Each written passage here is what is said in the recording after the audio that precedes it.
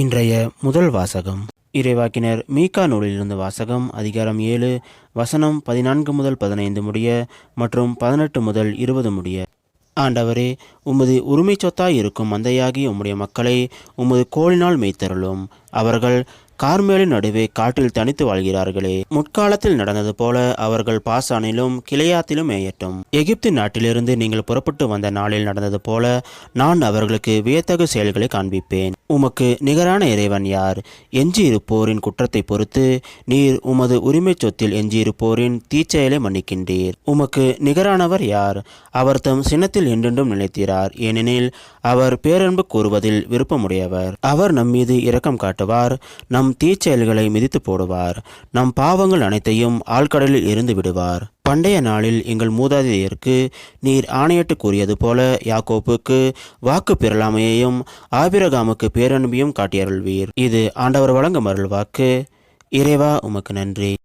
இன்றைய நற்செய்தி புனித லூக்கா எழுதிய நற்செய்தியிலிருந்து வாசகம். அதிகாரம் 15 வசனம் 1 முதல் 3 முடிய மற்றும் 11 முதல் 32 முடிய. அக்காலத்தில் வரி தண்டுவோர் பாவிகள் யாவரும் இயேசு சொல்வதை கேட்க அவரிடம் நெருங்கி வந்தனர். பரிசேயரும் மறைநூல் அறிஞரும் இவர் பாவிகளை வரவேற்று அவர்களோடு உணவருந்துகிறாரே என்று முணுமுணுத்தனர். அப்போது அவர் அவர்களுக்கு இந்த உவமையை சொன்னார். ஒருவருக்கு 2 புதல்வர்கள் இருந்தார்கள். அவர்களுள் இளையவர் தந்தையை நோக்கி, அப்பா, சொத்தில் எனக்கு உரிய பங்கை தாரும் என்றார். அவர் சொத்தை அவர்களுக்கு பகிர்ந்து அளித்தார். சில நாட்களுள் இளைய மகன் எல்லாவற்றையும் திரட்டிக்கொண்டு தொலை நாட்டுக்கு நெடுப்பயணம் மேற்கொண்டார். அங்கு தாறுமாறாக வாழ்ந்து தம் சொத்தையும் பாழாக்கினார். அனைத்தையும் அவர் செலவழித்தார். பின்பு அந்த நாடு முழுவதும் கொடிய பஞ்சம் ஏற்பட்டது. அப்பொழுது அவர் வறுமையில் வாடினார். எனவே அந்நாட்டு குடிமக்களுள் ஒருவரிடம் அண்டி பிழைக்க சென்றார். அவர் அவரை பன்றி மேய்க்க தம் வயலுக்கு அனுப்பினார். அவர் பன்றிகள் தின்னும் நெற்றுகளால் தம் வயிறை நிரப்ப விரும்பினார். ஆனால் அதை கூட அவருக்கு கொடுப்பார் இல்லை. அவர் அறிவு தெளிந்தவராய், என் தந்தையின் கூலி ஆட்களுக்கு தேவைக்கு மிகுதியான உணவு இருக்க நான் இங்கு பசியால் சாகிறேனே. நான் புறப்பட்டு என் தந்தையிடம் போய், அப்பா, கடவுளுக்கும் உமக்கும் எதிராக நான் பாவம் செய்தேன். இனிமேல் நான் உம்முடைய மகன் எனப்பட தகுதியற்றவன். உம்முடைய கூலி ஆட்களுள் ஒருவனாக என்னை வைத்துக் கொள்ளும் என்பேன் என்று சொல்லி கொண்டார். உடனே அவர் புறப்பட்டு தம் தந்தையிடம் வந்தார்.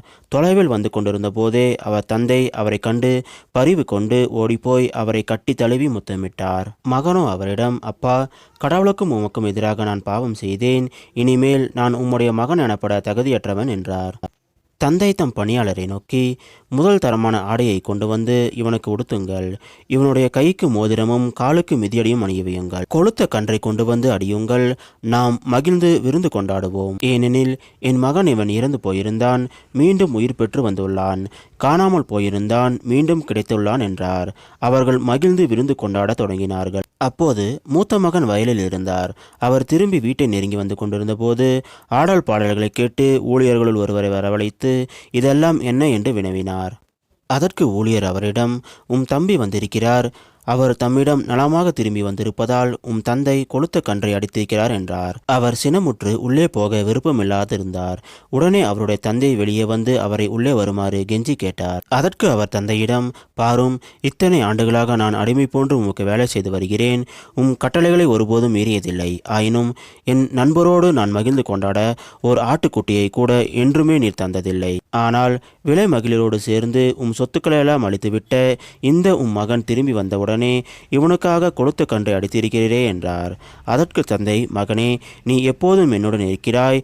என்னுடையதெல்லாம் உன்னுடையது. இப்போது நாம் மகிழ்ந்து கொண்டாடி இன்புற வேண்டும். ஏனெனில் உன் தம்பி இவன் இறந்து போயிருந்தான், மீண்டும் உயிர் பெற்றுள்ளான். காணாமல் போயிருந்தான், மீண்டும் கிடைத்துள்ளான் என்றார். இது கிறிஸ்து வழங்கும் நற்செய்தி. கிறிஸ்துவே, உமக்கு புகழ்.